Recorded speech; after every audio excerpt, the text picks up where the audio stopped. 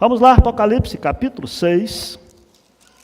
Estamos caminhando aí pelo livro de Apocalipse, tentando buscar a graça de Deus para compreender, uma vez que Apocalipse se chama revelação. Não é para ficar oculto, é para ser conhecido mesmo.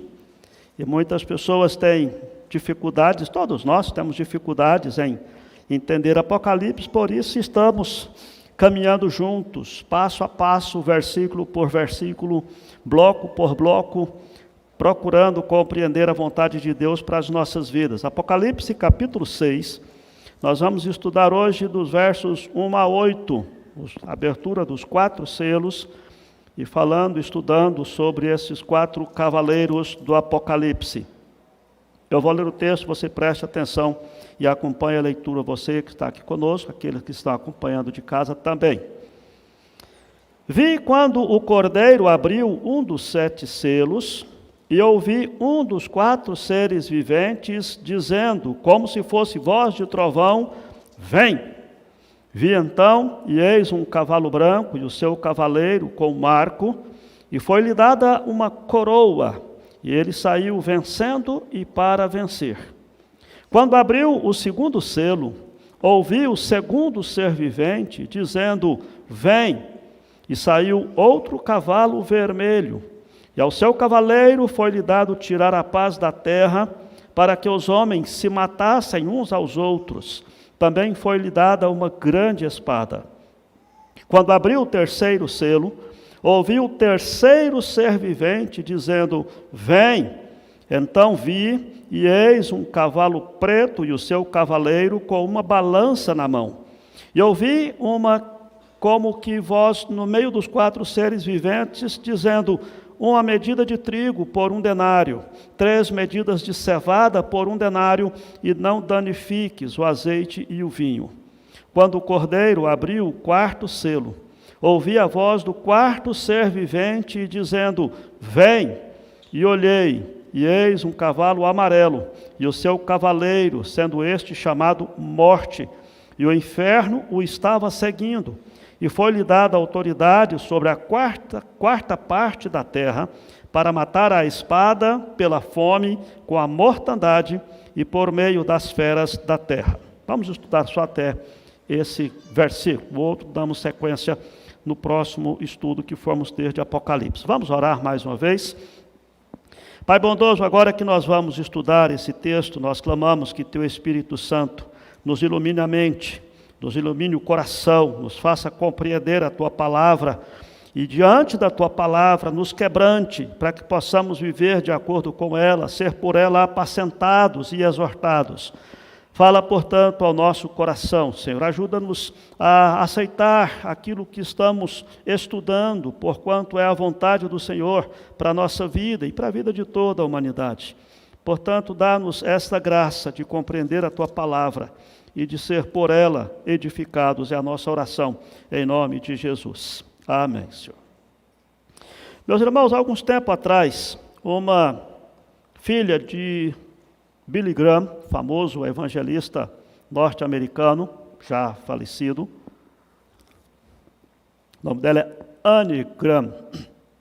Ela foi entrevistada num talk show, um pouco depois daqueles atentados terroristas de 11 de setembro, lá nos Estados Unidos.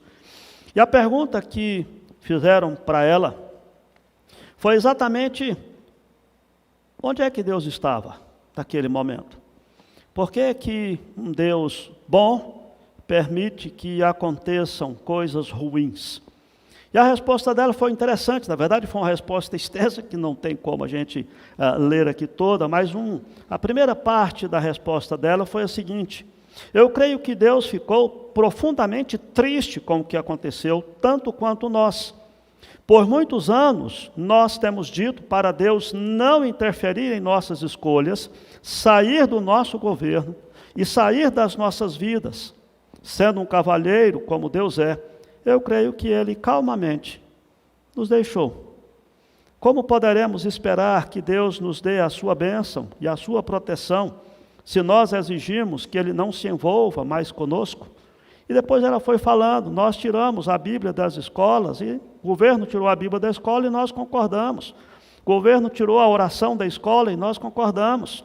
O governo permitiu que se proliferasse a pornografia, como dizendo que era a expressão livre das pessoas, e nós concordamos. E assim ela foi listando uma série de questões, mostrando que a sociedade está tirando Deus do controle das suas vidas e está sofrendo as consequências por causa disso. Na realidade, o que nós precisamos olhar, nesse texto aqui de Apocalipse, não nesse especificamente, mas em todo o livro do Apocalipse, na verdade nós precisamos entender exatamente que esse texto nos traz a resposta para essa pergunta: por que que um Deus bom e justo permite que o mal prolifere tanto, permite que haja tantas guerras, tanta fome, tanta injustiça, tantas mortes? E no livro de Apocalipse, então, nós começamos a ter as respostas para essa questão.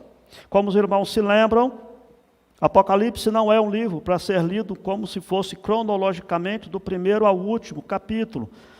São 7, estágios que começam, cada um deles, com a primeira vinda de Cristo e termina com a segunda vinda de Cristo. Nós estudamos esse primeiro estágio, essa primeira sessão, capítulos 1, 2 e 3. Iniciamos com a visão no capítulo 4 em diante, começando de novo o ciclo da história. No capítulo 4, nós aprendemos também, no capítulo 5, mas no capítulo 4, nós aprendemos sobre a visão do trono de Deus, onde João mostrou que viu o trono de Deus e alguém sentado nele, e os 4 seres viventes, representando toda a criação de Deus, adoraram esse que está sentado no trono. E também os 24 anciãos, representando a totalidade dos eleitos de Deus, também adoraram aquele que está sentado no trono e depositaram ali as suas coroas diante do trono.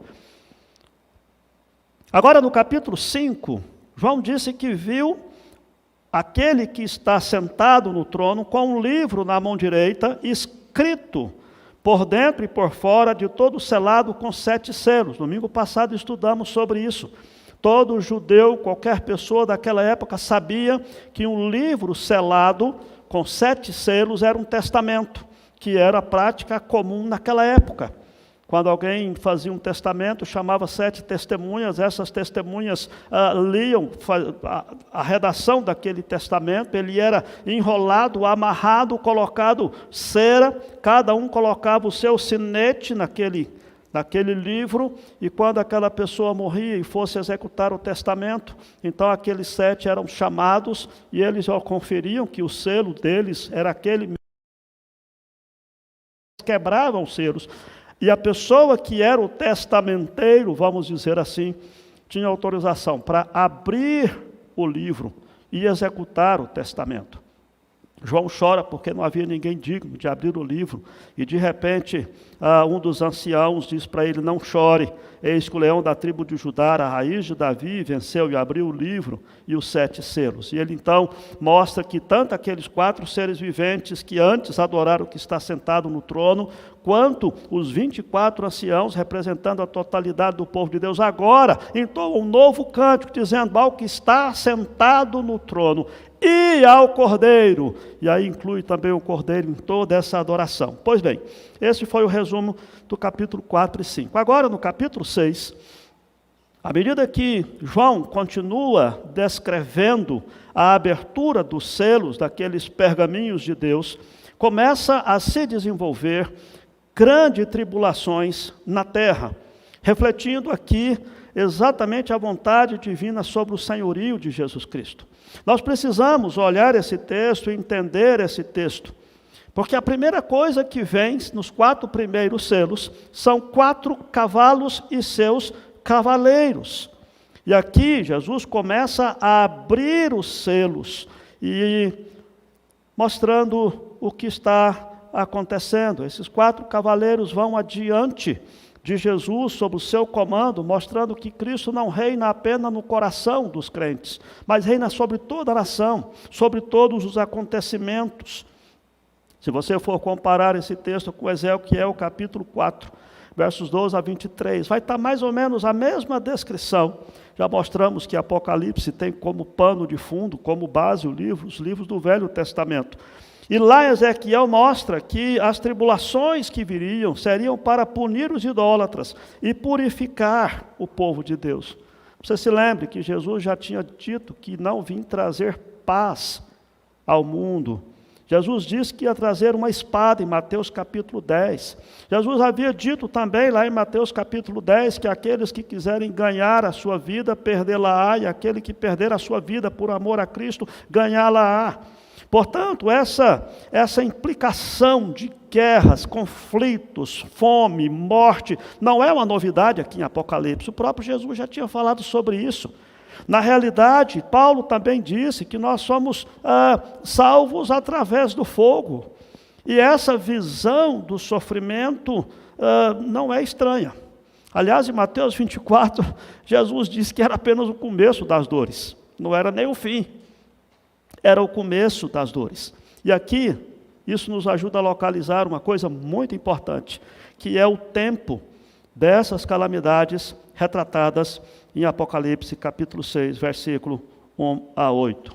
E nós precisamos e vamos aprender hoje que essas calamidades não vão acontecer quando Cristo voltar, mas começaram a acontecer quando Cristo veio. Se você observar no capítulo 5, no verso 7, diz que o Cordeiro tomou o livro da mão direita daquele que estava sentado no trono, e nós aprendemos que isso significava que ele iria abrir o livro e executar o que estava escrito lá. Agora, lembrem-se em Mateus, finalzinho de Mateus, quando Jesus dá ali a grande comissão após a sua ressurreição, Mateus capítulo 28, versículo 18, você se lembra como começa o texto? Jesus diz assim: toda autoridade me foi dada no céu e na terra. Jesus não disse que toda autoridade me será dada. Ele diz: toda autoridade me foi dada. Jesus toma o rolo das mãos do que está sentado no trono, no momento em que ele ressuscita e vence a morte. No momento em que ele é assunto aos céus, chega diante do trono, e ali ele recebe essa tarefa de quebrar os selos e executar aquilo que estava escrito naquele livro. Portanto, essa revelação de Apocalipse descreve Jesus abrindo os selos para trazer o plano de Deus para a nossa era atual.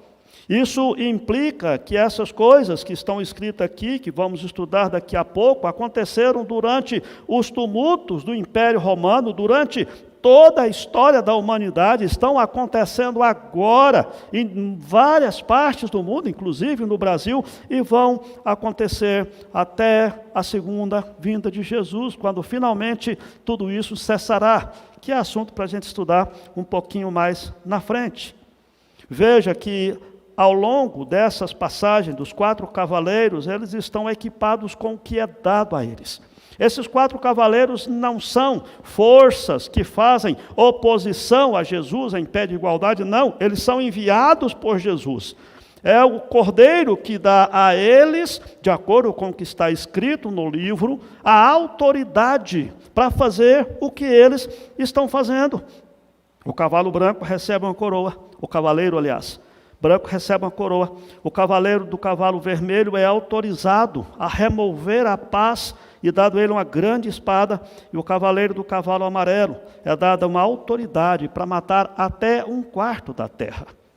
É complicado isso, mas vamos lá, vamos caminhando aos poucos, vamos perceber aqui que nesses casos fala sobre a proliferação do mal, mas não como se fosse o mal, como se fosse o mundo solto à deriva, mas o mal no mundo onde Deus continua no controle de todas as coisas.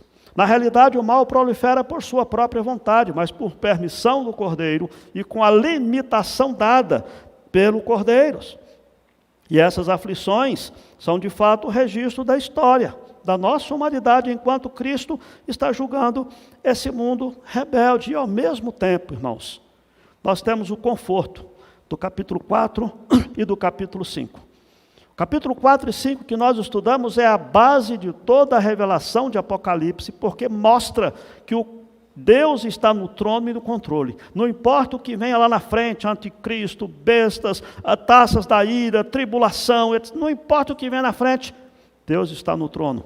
O Cordeiro está no trono. E Ele tem todo o controle de toda a humanidade. Por mais difícil e até infernal que sejam essas coisas que acontecem aqui na terra, nós temos a convicção de que quando alguém pergunta, quem é que manda aqui? Quem é que está comandando esse mundo doido nosso?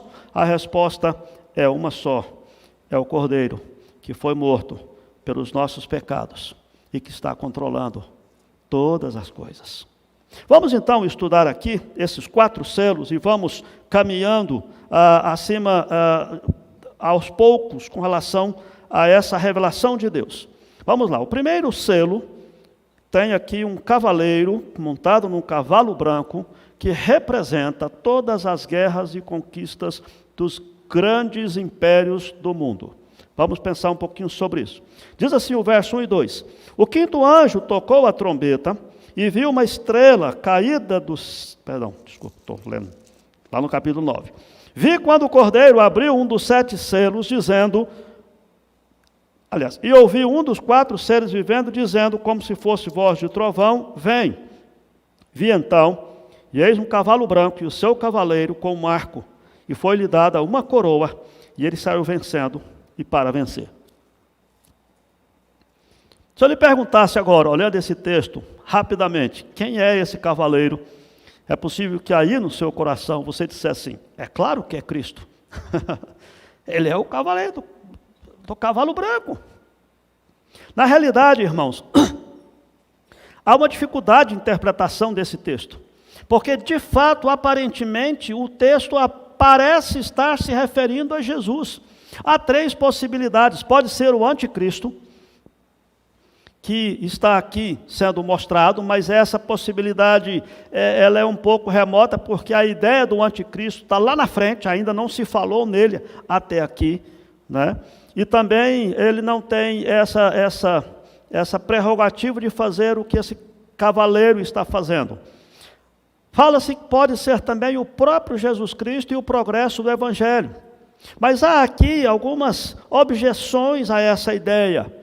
Lá em Apocalipse 19, versículo 11, fala sobre Jesus montado num cavalo branco. Viu o céu aberto e eis um cavalo branco, o seu cavaleiro se chama fiel e verdadeiro e julga e peleja com a justiça. Sim, aí depois descreve Jesus. Mas aqui nesse texto existem algumas coisas que são incongruentes, vamos assim dizer, com a ideia de que se refere a Jesus. Primeiro delas, o fato de que esses cavaleiros estão todos no mesmo time. Não é que o cavaleiro do cavalo branco veio e deu autorização para os outros. Não, eles vieram em pé de igualdade e com um propósito de trazer a assolação, não de salvação. Então aí já começa a se criar uma certa dificuldade em entender que se refere a Jesus, porque vem no time dos 4 cavaleiros com um propósito e em pé de igualdade. Não, ele não está liderando os outros. A segunda dificuldade de entender que se refere a Jesus diz que esse cavaleiro tem um arco. E normalmente a Bíblia não fala de Jesus com um arco na mão. Fala de Jesus com uma espada na mão. Mas pastor, qual o significado disso? Qual o sentido? Tanto faz arco, espada? Não. É porque na cultura, principalmente do Velho Testamento, o arco era símbolo de guerra. Era símbolo de exércitos, não de uma pessoa especificamente. É por isso que lá em Salmo 46, quando fala acerca da ação de Deus, ele é muito claro em falar sobre isso, que era algo óbvio. Diz assim, vinde e contemplai as obras do Senhor, que as soluções efetuou na terra. Ele põe termo à guerra até os confins do mundo, quebra o arco e despedaça as lanças. Queima os carros no fogo. Então, sempre que se fala em arco, se fala de soldado, se fala de exército, se fala de guerra. Uma outra razão pela qual nós temos dificuldade de entender que esse versículo está se referindo a Jesus é a palavra coroa que está aqui.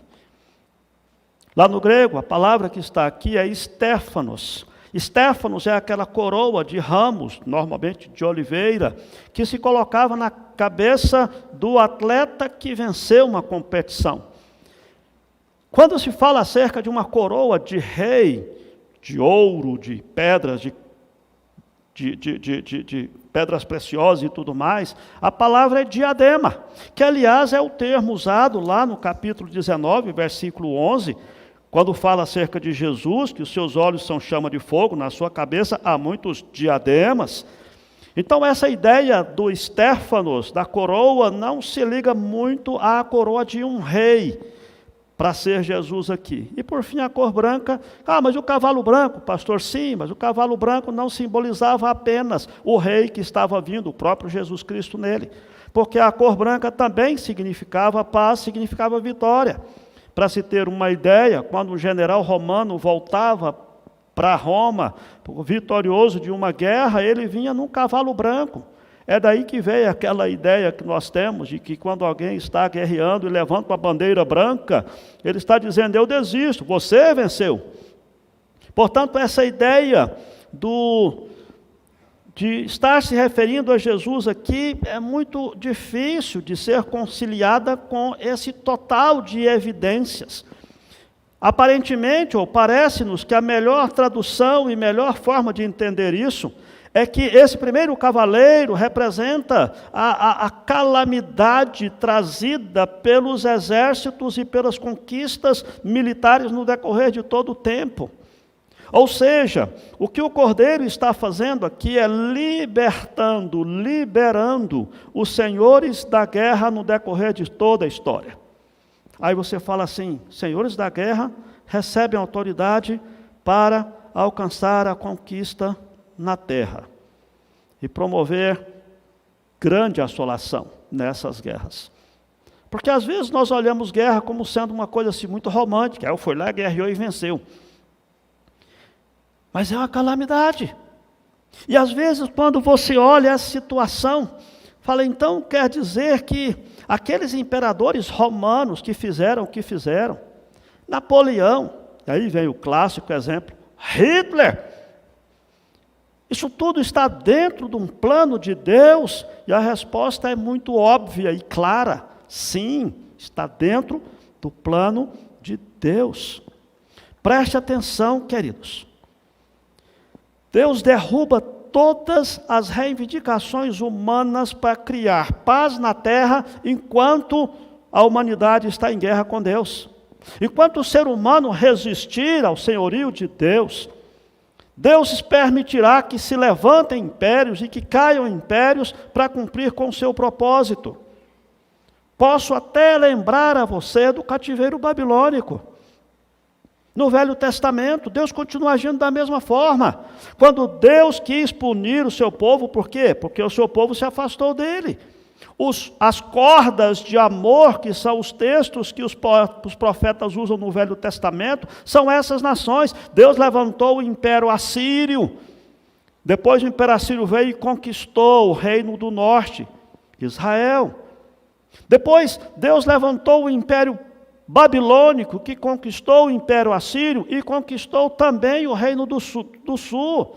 E levou o seu povo cativo. Se você ler Jeremias capítulo 29, Deus é muito claro, quando ele diz assim, assim diz o Senhor, eu que vos enviei para o cativeiro, não foram os babilônios, que a parte do meu poder, se levantaram e conquistaram vocês, fui eu que levantei os babilônios e mandei eles para levar vocês cativos, porque eu amo vocês. Porque eu vou trazer vocês de volta para cá, então orareis a mim e eu vos ouvirei. E vem todo aquele texto magnífico de Jeremias 29, que quando você voltar para casa hoje, estude esse versículo, pelo menos leia Jeremias 29, para você ver que beleza. Aquela poesia, aquela palavra de Deus que diz que Deus usa o sofrimento para nos trazer para perto dele.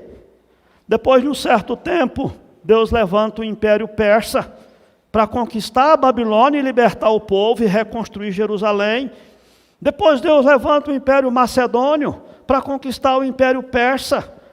E Deus levanta, o Império Grego acabou que nem foi tão expressiva. A cultura grega foi muito, mas levantou o Império Romano para conquistar o Macedônio, estabelecer a Pax Romana, estabelecer toda a base que era preciso ter para o nascimento de Jesus, para o cumprimento das profecias, e para que depois o apóstolo Paulo tivesse a Pax Romana, a liberdade de viajar para um país, de um país para o outro, livremente, porquanto se tornou todo o Império Romano. Depois Deus fez cair o Império Romano, e assim até hoje, queridos. É Deus quem levanta os reis, é Deus quem derruba os reis. É o que Jesus disse, toda autoridade me foi dada no céu e na terra. E essas, vamos dizer assim, essas peças no xadrez, todas são controladas por Deus. Quando Deus levanta um governante e ele se rebela contra Deus, Deus retira esse governante. Agora vejam, irmãos, que Deus faz tudo isso sem interferir com a manifestação, digamos, da estrutura de governo que se tem num país. E às vezes você fala, mas como é que Deus levanta Hitler? Pior do que Hitler foi os imperadores da China. Quantas guerras, Primeira, Segunda Guerra Mundial, milhões de pessoas morreram. Portanto, aparentemente, ao que tudo indica, esse cavaleiro do cavalo branco está representando essas guerras que acontecem no mundo todo, que são permitidas por Deus. Poxa, pastor, mas permitida por Deus? Como assim? Deus permite guerra e morre um tanto de gente? Sim, daqui a pouco quero fazer uma amarração de toda essa história, para você entender que até nisso a graça de Deus é manifestada. E lembre-se que o propósito de Deus é vencer o inimigo maior. E numa sociedade que vive à parte de Deus, não pode esperar muita coisa do próprio Deus. Então esse primeiro selo é quebrado, esse cavalo branco e esse primeiro cavaleiro representa todas as guerras, não que vão acontecer, mas que já estão acontecendo no decorrer desde a primeira vinda de Jesus até a segunda, inclusive que estão acontecendo atualmente em muitas partes do mundo. O verso 3 e 4, então, ele chega agora no segundo selo. E diz assim, quando abriu o segundo selo, ouvi o segundo ser vivente, dizendo, vem, e saiu outro cavalo, vermelho, e ao seu cavaleiro foi-lhe dado tirar a paz da terra, para que os homens se matassem uns aos outros, e também foi dada a ele uma grande espada. O segundo selo fala acerca de um cavaleiro que viria trazer ódio entre os seres humanos. Por isso esse vermelho, a ideia do grego é vermelho brilhante, não é só vermelho, né? Se encaixa perfeitamente no derramamento violento de sangue. E ele recebeu uma espada para tirar a paz na terra. Se o primeiro cavaleiro traz conquista militar e guerras, e não só rumores de guerra, mas a guerra mesmo, esse segundo cavaleiro traz o ódio entre os seres humanos. Tanto guerra civil, derramamento de sangue dentro da sociedade, quanto assassinato, quanto crimes e tudo mais. Note, amados, que Cristo não tem que causar a violência. Ele precisa apenas retirar a sua contenção e deixar que a violência se prolifere. E coisa que não é muito difícil de entendermos, porquanto os homens, quando odeiam a Deus, eles acabam odiando a si mesmos. Observe, até Tiago fala sobre isso no capítulo 4, quando ele diz assim, de onde procedem guerras e contendas que há entre vós? De onde, senão dos prazeres que militam na vossa carne? Cobiçais e nada tendes, matais e invejais e nada podeis obter, viveis a lutar e a fazer guerras, nada tende, porque não pedis. É próprio do ser humano. Quando nós olhamos essa situação, queridos, que nós temos hoje, por exemplo, faz sentido você ver esses exemplos que temos no Brasil. Vamos falar daqui, não vamos nem longe, porque se você certamente se embrenhar pela África fora, pela Ásia, você vai ver coisa muito pior do que tem aqui. Mas faz sentido, nós vemos várias notícias de televisão, dos pais matando os filhos, criancinha de 5 anos. pais matando, jogando lá de cima do prédio. A gente olha aquilo e fala, mas aquele é um monstro. Como é que um pai mata o próprio filho? Às vezes os filhos matando a mãe. É nesse sentido que a gente vê essa descrição de que os homens pudessem matar uns aos outros e a paz é retirada. Por quê, amados? Porque uma sociedade que se afasta de Deus é surpreendida pela violência. Porque é a ação de Deus, porque é a ação do Espírito Santo, é a graça de Cristo que que contém o pecado, que freia o pecado. Você quer lutar contra a violência no nosso país? Prega o Evangelho. A única possibilidade de alguém que é vamos falar do Lázaro, né, que está em voga aí, um assassino, né? A única possibilidade daquele homem passar a ter um comportamento diferente é se o Evangelho fizer o efeito no coração dele, a graça de Cristo alcançar o coração dele e converter aquele homem em alguém que tira a vida para alguém que promove a vida. Essa é a realidade. A nossa própria sociedade desencadeou essas influências mais mortais. As maiores diversões que nós temos na nossa cultura evocam a violência, queridos. Aí nós ficamos pensando, mas por quê? Como é que acontece isso? Por que as coisas estão assim? É muito simples. Na linguagem ali da Anne Graham, nós tiramos Deus da nossa sociedade, vai sobrar isso que está sobrando. É isso que o texto está dizendo. É isso que está mostrando essa quebra desse segundo selo. É que por causa da ausência de Deus, por causa do homem querer viver sem Deus, Deus permite que os homens se matem entre si. E aí você pode lembrar-se lá de Romanos, capítulo 1, quando fala que Deus entregou os homens. Irmãos, preste atenção, a pior coisa que Deus pode fazer para mim, para você e para a nossa humanidade, é não fazer nada. É nos entregar à nossa própria sorte. Deus não precisa fazer nada para que o caos impere na nossa sociedade, irmãos. E essa é a ideia. E por que você fala, mas por que essa, queridos? Muito simples, irmãos. Nós temos que entender que essa época, nós temos essa descrição do plano de Deus, e o homem sem Deus, ele atrai sobre si a ira de Deus, como Paulo explicou lá em Romanos, que nós já estudamos em outra ocasião. O homem atrai a ira de Deus ao querer viver sem Deus. E sem Deus no coração, sem Deus no meio da nossa sociedade. Obviamente que as forças pecaminosas vão causar caos, derramamento de sangue nas nossas ruas, das nossas escolas, das nossas casas. E quantos líderes seculares tentam fazer uma sociedade de paz, com valores absolutamente contrários à vontade de Deus, isso tudo é utopia, não vai para frente. Enquanto nós tivermos isso que está acontecendo no nosso país, não podemos esperar coisa boa da nossa sociedade brasileira, nem no mundo, queridos. Porquanto se nossa sociedade tenta tirar Deus, o que sobra é o ódio entre os irmãos, entre as pessoas. É guerra entre pais e filhos, entre irmãos, dentro da própria casa. Que é coisa que já acontece desde os tempos antigos e continua acontecendo, hoje vai continuar acontecendo. Porquanto Deus estabeleceu essa forma.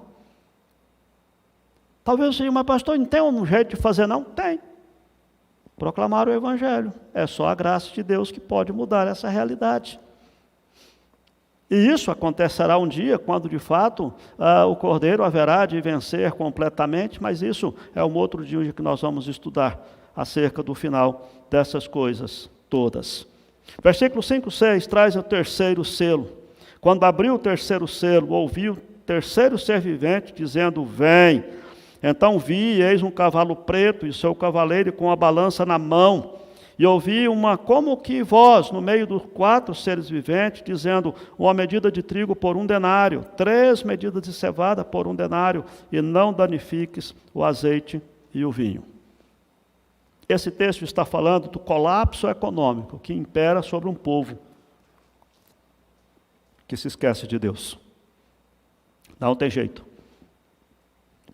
É certeza. Observe, amados, mesmo quando você olha para esse texto, que uma medida de trigo era uma quantidade suficiente para alimentar uma pessoa durante o dia. Uma medida de trigo por 1 denário quer dizer que a pessoa, denário é o salário para um trabalhador por um dia de trabalho. Quer dizer que o trabalhador trabalharia, ele não teria com que sustentar a família. Ele só sustentaria a si mesmo.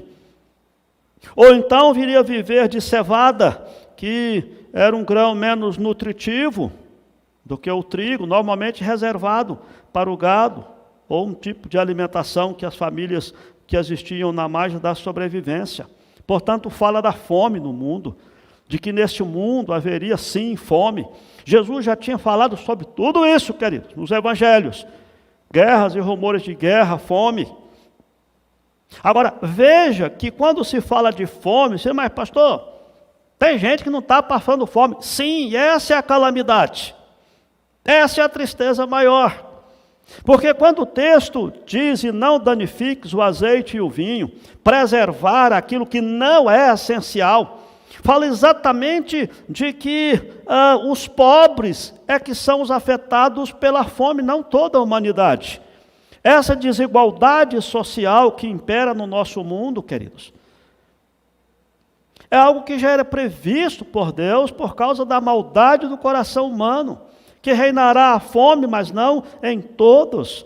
Haveriam aqueles ricos capazes de preservar os seus luxos, enquanto outros pobres buscam comida no lixo. A desigualdade, esse problema é o que temos visto hoje, queridos. Uma sociedade sem Deus é uma sociedade que cai no caos econômico. Talvez você diga assim, pastor, mas como é que se entende a situação do povo chinês? Porque é uma sociedade oficialmente ateia, né, que não, até persegue os cristãos, mas é uma sociedade, um país dos maiores PIBs do mundo. O país sim, mas o povo não. O povo vive em regime de escravidão.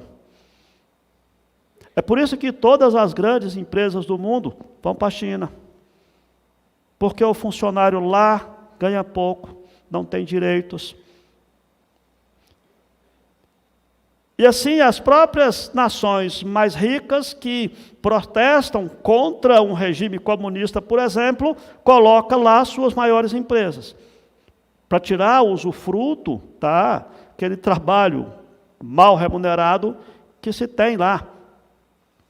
Veja, irmãos, até na parte financeira, na parte econômica, as nações dependem de Deus. Não tem jeito, queridos. E volto que o princípio, vamos dizer, prático, é o mesmo.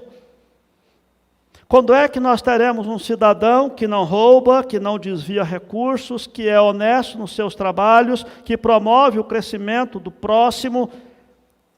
Apenas quando esse cidadão for convertido pela graça de Deus. Se você quiser uma prova disso, olha o que está acontecendo aqui no Brasil. Analisa a tal da CPI, da Covid, que está tendo aí. Enquanto o nosso povo não for transformado pela graça de Deus, a nossa sociedade não prospera, irmãos. Nós somos aquele famoso povo do famoso jeitinho brasileiro, queremos levar vantagem em tudo. E quando eu falo nós, eu estou incluindo eu e você. E nós temos que lutar contra isso, porque isso faz parte do processo de santificação. É deixar que Deus domine meu temperamento, a minha vida, a fim de que eu possa, no meu comportamento, expressar a graça de Deus, e não apenas querer tirar proveito em tudo, em detrimento de outra pessoa. Nós temos que proclamar a graça de Deus, porque esse é o caminho que nós temos, a fim de que esse mundo nosso possa ter algum tipo de esperança, só pela boa mão de Deus. Já disse, se Deus quiser punir a nossa nação como vira e mexe faz, Ele não precisa fazer nada. É só Ele não fazer nada. que a gente se basta, a gente enfia a mão pelos pés, a corrupção impera, o crime, a violência, a imoralidade segue, cresce, e é isso que o texto bíblico está dizendo, que esse mundo nosso estará enfrentando e continuará enfrentando. E finalmente chega no quarto selo, versos 7 e 8, quando o cordeiro abriu o quarto selo, ouvi a voz do quarto ser vivente, dizendo, vem, e olhei, e eis um cavalo amarelo, e o seu cavaleiro, sendo este chamado Morte, e o inferno estava seguindo, e foi-lhe dada autoridade sobre a quarta parte da terra, para matar a espada pela fome com a mortandade por meio das feras da terra. Algumas traduções, possivelmente você possa ter visto aí alguma tradução dessa, no lugar de um cavalo amarelo, um cavalo pálido, porque a palavra que está lá no grego é cloro, né? A ideia de mais para um verde musgos, digamos assim, né? Do que para o amarelo, mas a ideia de um pálido, amarelo. O amarelo também se expressa muito bem aqui, porque o amarelo retrata também doenças e pestes, né, até mesmo por causa da palidez que a pessoa fica quando são vítimas de doenças graves. Agora, nós não sabemos, não está claro se essa declaração aqui refere-se ao quarto cavaleiro ou a todos os quatro.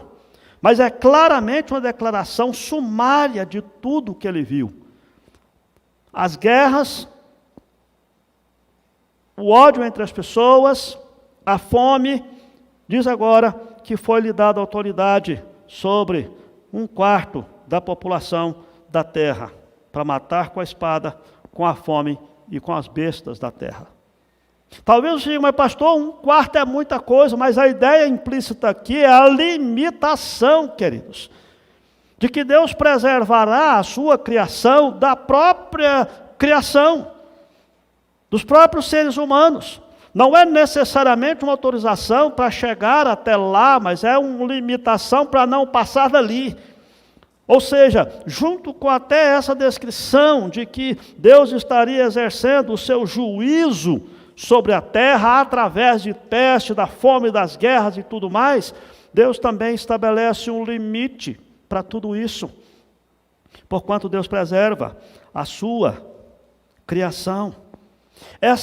Essa revelação paralela e similar de Ezequiel 14, que mostra esses mesmos julgamentos, mostra ali que esses julgamentos de Deus são em resposta à adoração, ao ídolo e à incredulidade. E Deus pune o pecado da idolatria. Não adianta nós querermos que a nossa sociedade continue sendo uma sociedade idólatra e que Deus abençoe a nossa sociedade. Nosso Deus é um Deus santo, é um Deus justo. E o que nós vemos, amados, é que as pessoas piedosas, o povo de Deus que está nessa terra, passando por tudo isso, sofre junto. Mas pastor, por que Deus não separa o seu povo então? Porque Deus não quis separar. Porque é uma forma de Deus, inclusive, purificar a nossa fé. É aquela história do joio no meio do trigo, e agora parece que nós estamos falando ao contrário, né? É um pouquinho de trigo no meio do joio, só no dia da colheita final é que vai separar. Enquanto isso, os cristãos, aqueles que são remidos pelo sangue do Cordeiro, também passam por todas essas lutas. Nós aprendemos aqui que Cristo faz das forças mundial do mal seus agentes para executar o seu juízo sobre a terra, para executar o seu julgamento e para purificar o seu povo, para testar a fé do seu povo também. Percebam, amados, que isso é claramente visto nesse quarto cavaleiro, porque ele é chamado de morte, e o inferno estava seguindo. Aí, se você for olhar um pouquinho antes, nós já estudamos no capítulo 1, versículo 18, diz assim: eu sou aquele que vive, estive morto, mas eis que estou vivo pelos séculos dos séculos, e tenho as chaves da morte e do inferno. Jesus é Senhor também do inferno. Jesus é Senhor da morte, e Jesus usa esses recursos como instrumento de julgamento sobre a sua criação, sobre o mundo que está vivendo longe dele. Portanto, esse cavaleiro, assim como os outros, sai apenas ao comando de Cristo e é restringido por aquilo que Cristo estabeleceu para trazer apenas aquele limite de sofrimento que vão ser infringido como punição, como julgamento de Deus sobre essa terra idólatra e que se esquece do seu Criador. É preciso que você tenha essa consciência, porque quando nós lemos os outros textos, por exemplo, de Romanos, diz que a ira de Deus se revela do céu contra toda impiedade e perversão dos homens que retêm a verdade pela injustiça. É isso aqui. Não é que Deus se irou contra a sociedade e um dia vai, na vinda, na volta de Jesus, vai exercer. Não, Deus já está revelando a sua ira contra os homens pela impiedade e perversão, através desses instrumentos de julgamento. É isso que está acontecendo aqui. Não é que quando Jesus voltar vai ser soltado aqueles cavaleiros e vai ser um peteco danado. Não, isso já está acontecendo. Deus já está julgando, exercendo o seu julgamento sobre a impiedade dos homens, usando esses instrumentos. A guerra, a fome, o ódio entre as pessoas, as doenças, as pestes, inclusive o Covid. Vejam, amados, que nós temos que ter esse discernimento de que Deus continua governando esse mundo e usando essas ferramentas como instrumentos de julgamento sobre o pecado e sobre a impiedade que prolifera na nossa sociedade. Vocês acham que vai passar despercebido da santidade e da justiça de Deus tudo aquilo que está acontecendo na nossa sociedade? Vocês acham que vai passar despercebido de Deus essa depravação da sexualidade que nós temos visto na nossa sociedade, crescendo cada vez mais? Estou vendo aí vários irmãos colocarem nos Facebooks da vida e nos Instagrams protestos contra lá aquela empresa de sanduíches que usou ali as crianças para promover aí uma proliferação, uma divulgação do movimento LGBTQI, mais um punhado de letra. Vocês acham que Deus vai ver uma aberração dessa e vai ficar omisso, calado? Não. Mas como que Deus vai fazer, pastor? Deus vai entregar à sociedade, irmãos. É simples. É como aquela filha do Billy Graham disse. Deus vai atender o pedido da nossa sociedade e vai te retirar. Pronto, está feito o estrago. Está feito o caos. E nós temos que estar atentos a isso. Nós somos lembrados da soberania de Cristo que quebrou esses selos. E o próprio Cristo está executando isso que está acontecendo aqui. Liberando os maus impérios para promover guerras que matam milhões de pessoas por causa do pecado humano, da fome por causa da ganância do homem, do ser humano, do ódio entre as pessoas. Não estranhem com tantas notícias de mãe matando o filho matando a avó, etc. É o julgamento de Deus sobre uma sociedade que se afastou de Deus, que esconde a Bíblia, que proíbe a oração, que promove tudo aquilo que é contra a palavra de Deus. E essas aflições vão continuar na terra durante toda essa era, até que Cristo retorne e finalmente vem o grande dia do Senhor, que vamos estudar um pouquinho mais na frente. Obviamente que esse problema do mal, como é que um Deus bom permite que coisas ruins aconteçam, é um desafio para os incrédulos. Para os crentes, quando nós olhamos a palavra, nós temos que Deus continua sendo bom e Deus continua exercendo o seu julgamento nessa terra, o seu controle, o seu domínio. A soberania de Cristo, que controla todas as coisas e que exerce o seu julgamento numa sociedade de homens que não quer a presença de Deus. Isso vai ficar claro lá na frente, um pouco mais claro lá na frente, quando vir falar do anticristo. Mas esse é um outro assunto. Queria deixar aqui algumas aplicações, alguns significados que nós podemos tirar desse chocante estado de coisas que a gente vê aqui. A primeira aplicação, queridos, é que nós devemos lembrar que há uma resoluta ira do céu contra o pecado e a rebelião. Sempre, não se esqueça disso. As mensagens mostradas por João nesse último livro da Bíblia são os avisos de quão seriamente Deus leva o pecado e como Deus julga o pecado plenamente em todo o tempo. Lembre-se sempre disso. Algumas pessoas podem concluir que Jesus não está mais preocupado com o pecado, porque afinal de contas ele pagou, ele morreu pelos pecados, mas preste atenção, a própria morte de Jesus na cruz por você é a prova mais clara do quanto Deus julga o pecado. Deus não aceitou simplesmente apagar os nossos pecados como se fosse uma lousa de uma escola. Alguém teve que pagar, porque Deus trata o pecado com seriedade. A ira de Deus continua se manifestando e condenando o pecado. O próprio derramamento da ira contra seu próprio filho mostrou o seu ódio contra todo mal. Portanto, o mundo que despreza, que rejeita Jesus, não deve esperar nada menos do que o julgamento do céu. Nada menos do que guerra, fome, ódio entre as pessoas. Esse julgamento que está sendo exercido nessas pessoas.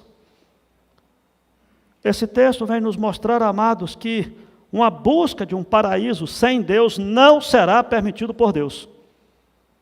Porque isso não acontece. Deus derrubou a Torre de Babel, lá em Gênesis capítulo 11. Deus derrubou os impérios do Velho Testamento todo, como a gente lê. Deus derrubou o Império Romano, que não existe mais. Assim como Deus derrubou o Império Alemão na época de Hitler.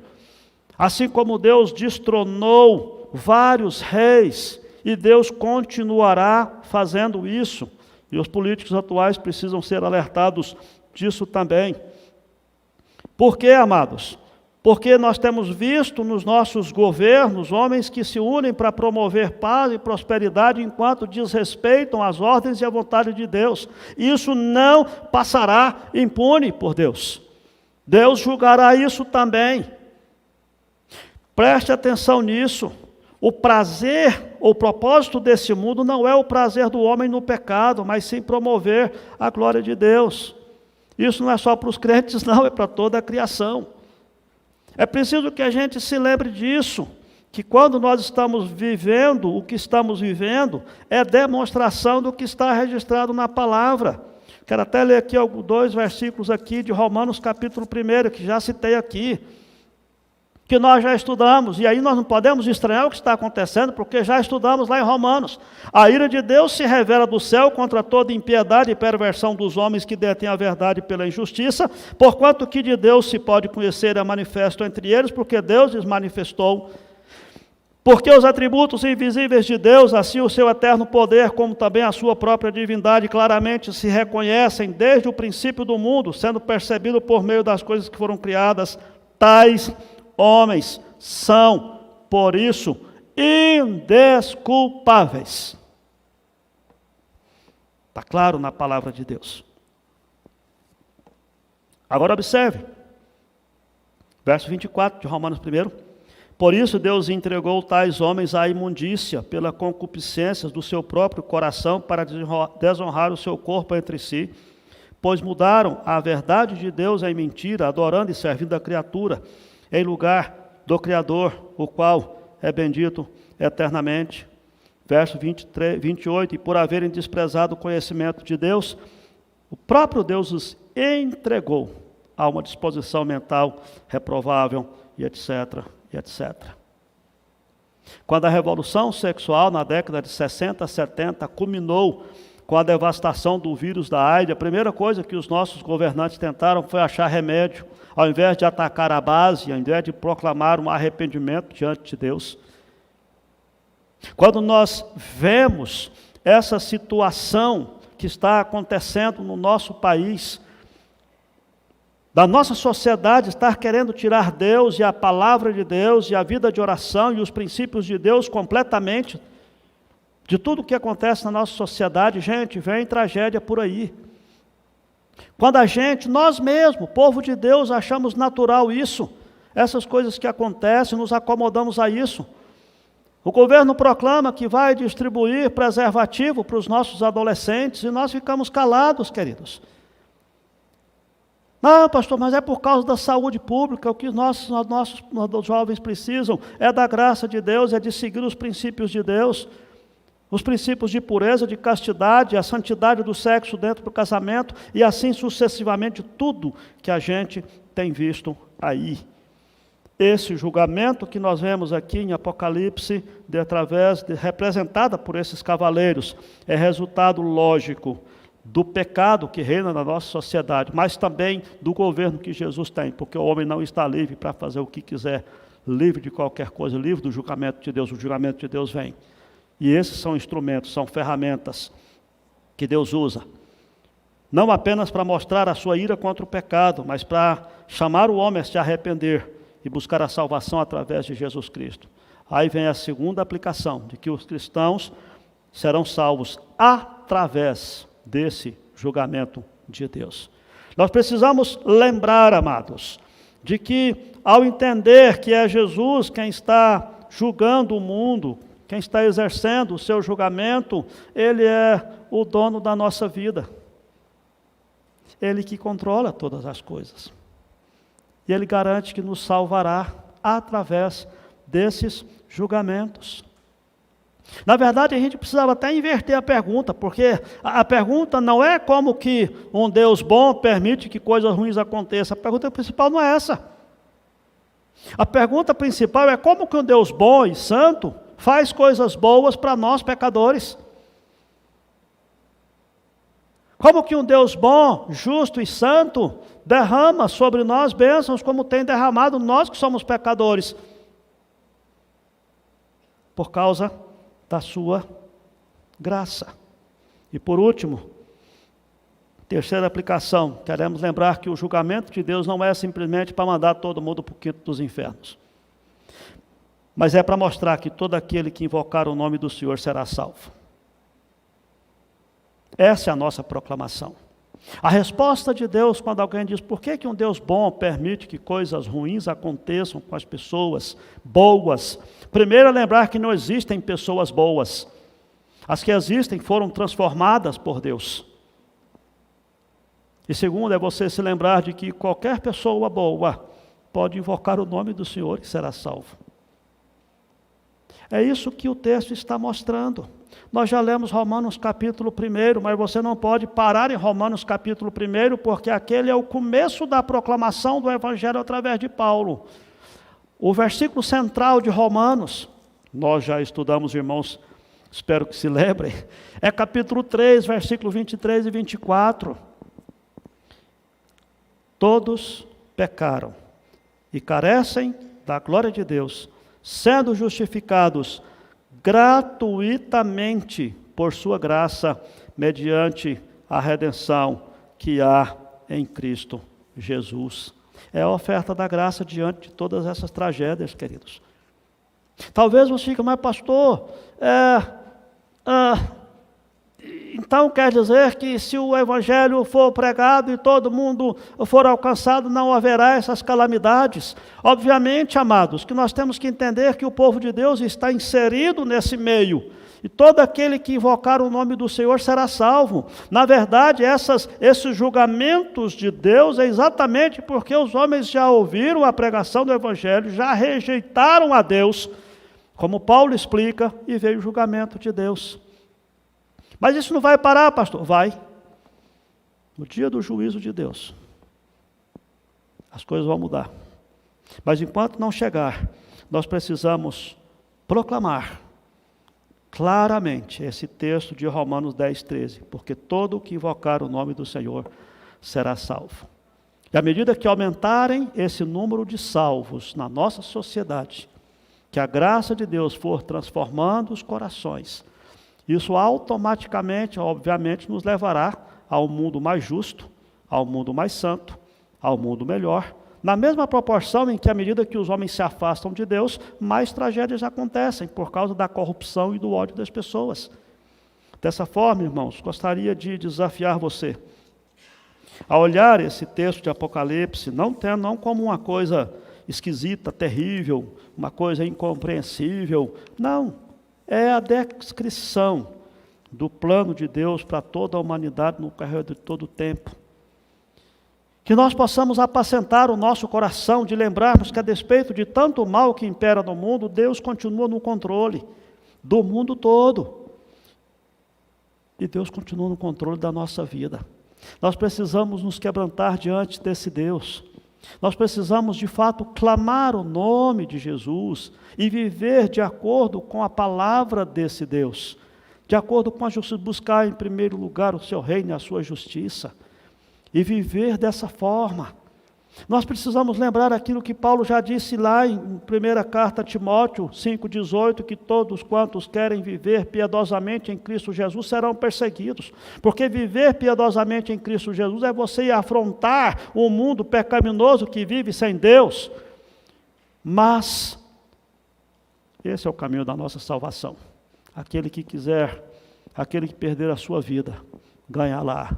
Que tenhamos essa disposição de não nos intimidar diante das injustiças, das guerras, daquilo que acontece nesse mundo, mas de nos quebrantarmos diante de Deus, de buscar a presença de Deus e continuarmos firmes na graça de Deus, entendendo que o nosso Deus continua no controle de todas as coisas e um dia voltará para finalmente acabar com tudo isso e estabelecer um reino onde não haverá nem guerra, nem fome, nem lágrima, absolutamente nada.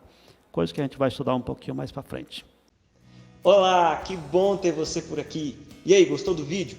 Então não se esqueça de se inscrever no nosso canal, ativar o sininho para receber as notificações dos outros vídeos que virão, curtir esse vídeo e principalmente, é claro, compartilhar ele com as pessoas que você ama, para que elas também sejam edificadas e abençoadas por essa mensagem.